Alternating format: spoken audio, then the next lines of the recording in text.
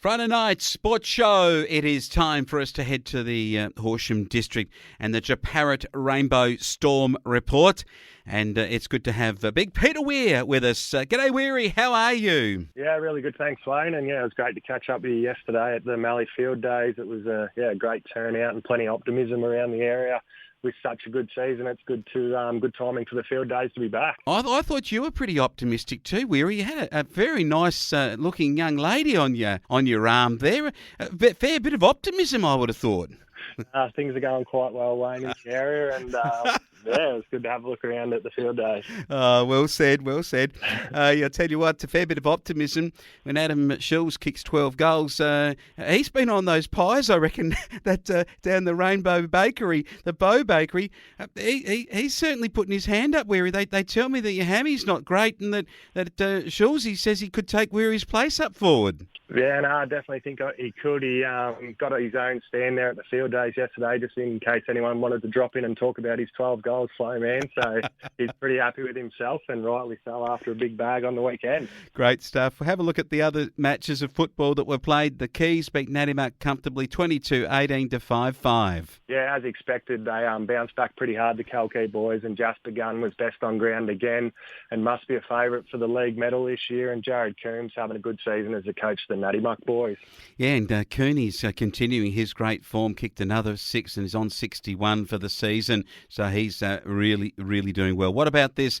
Narrajua Kwantong dropped a very good lead and the Swifts mowed them down 8-14-62 to the Bombers 9-4-58. Yeah, definitely could cost them their season. The Narrajua Kwantong boys, they straightened up their kicking from the week before and took a nice lead into the last quarter. But we're just overrun by Stawell, and once Stawell get a bit of momentum at home, they are hard to stop. And the Narrajua Kwantong boys found that out the hard way and could prove a costly loss.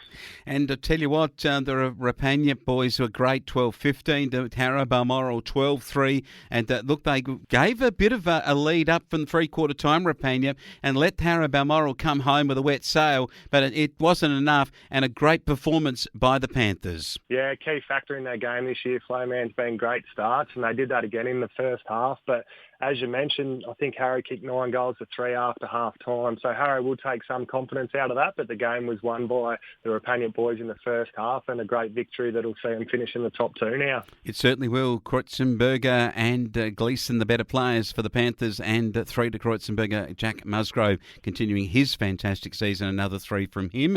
And Edna Apsley kept their finals hopes alive, 19-9, 123 to the Conniva Leor Cougars, 7-7-49. Yeah, once again, it was the McIntyre boys at the top of the best player list. They're a class act there for the Edenhope lads. And, I think Conniva just leave too much to too few. And, Hamish Bennett's one of those boys who battles away in the ruck, but had too much to do against the Edenhope lads. Well, I tell you what, I got the good oil on the performance of Edenhope Apsley here from none other than Emma Keeley, the Deputy Leader of the Nationals in Victoria. And I actually had a photo with her and a little conversation, and asked her how her cousins were playing, and she said, "Oh, well said." She said, "You know where I come from?" And I said, "You bet. I've been watching those Keeley boys running around down there." So good to see some local names coming through. Yeah, Bernie and Jeremy always play well, and obviously related to Emma Keeley, and it's a good element to their club.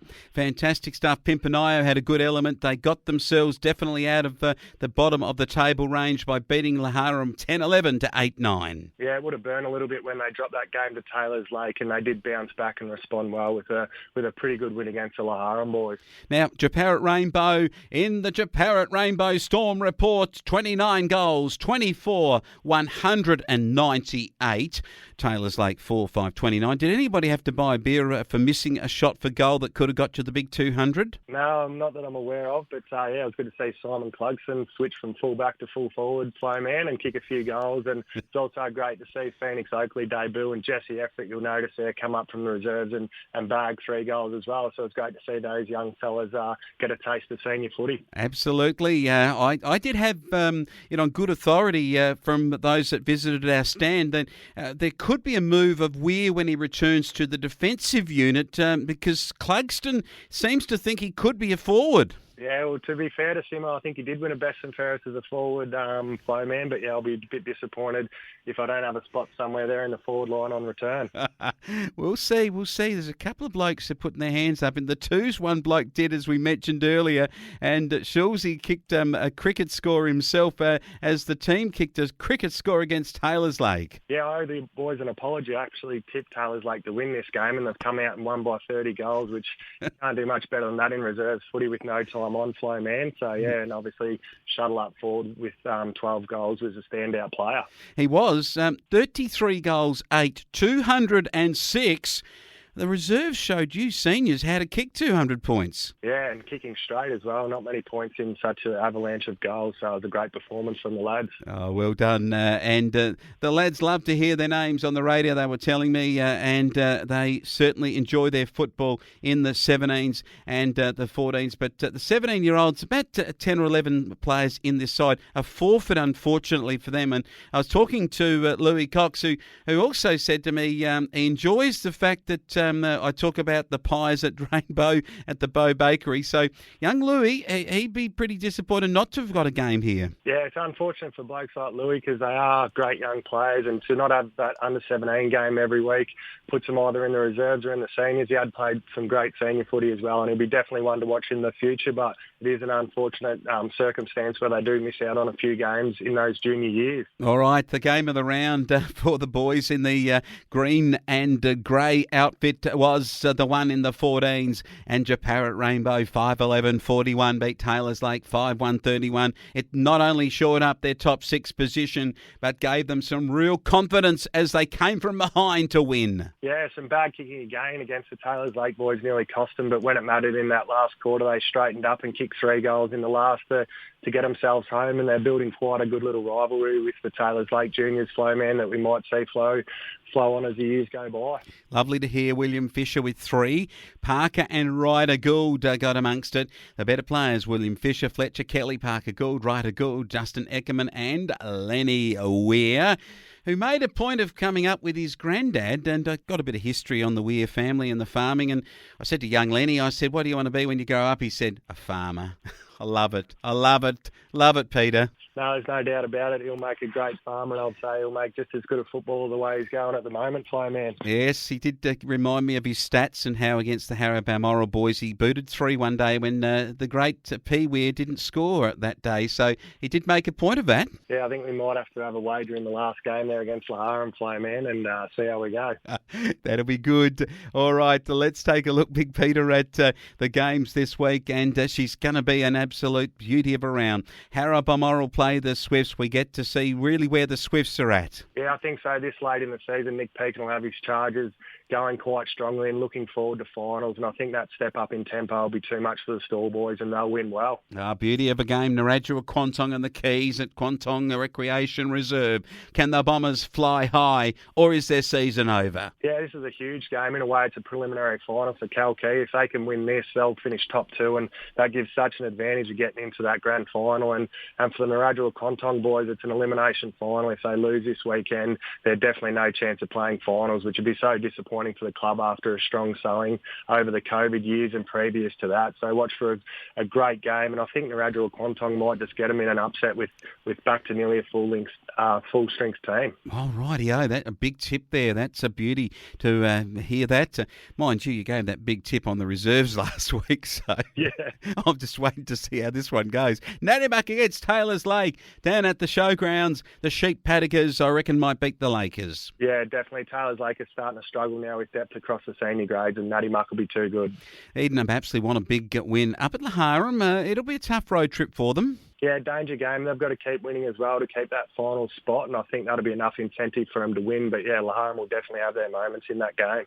And what about the Rapanyip side against Conniva, who are really languishing now and need to find something? But I think Rap should at home kick a very big score. Yeah, Rough are in a great position now that they will finish top two no matter what. But, yeah, you don't want to flirt with form going into a final series. So they do have opportunities to rest players or try some different things. But I think they'll be still know the importance of having a solid win against Caniva this weekend. All right, the Jeparit Rainbow Storm report for this week. Mallee Magic, great little shop down the corner of the main street at Federal Street. I love that Federal Street with the little park line right through the middle.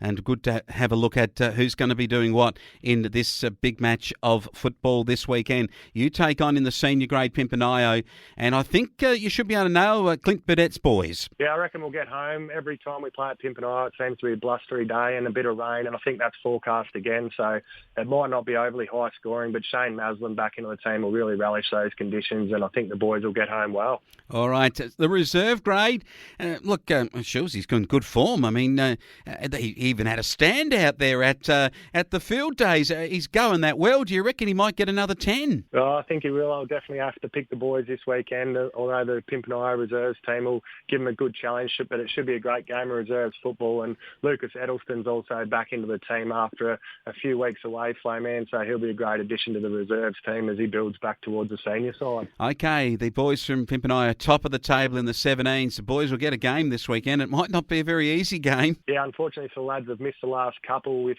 forfeits, so they should be fresh. But yeah, they do come up against the top of the table Pimpernio team, and I think the Pimp boys will be just a bit too strong. All right, where it happens and matters for the 14-year-olds, they play Pimpernio, third place versus sixth. This could be the preview of the elimination final that the boys in the green grey are going to have to face in a couple of weeks.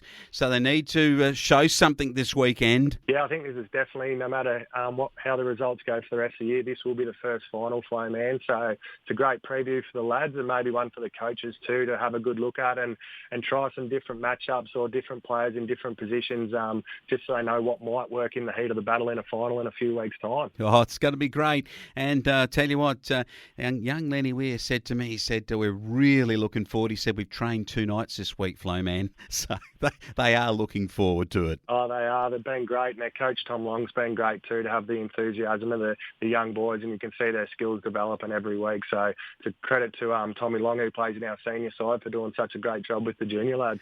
Great stuff, Peter. Good stuff for everyone around your club, the Jeparit Rainbow Storm, and you have a terrific weekend, hopefully resting up that leg for another week, and we might see you back in action soon. No worries. Thanks very much, Wayne.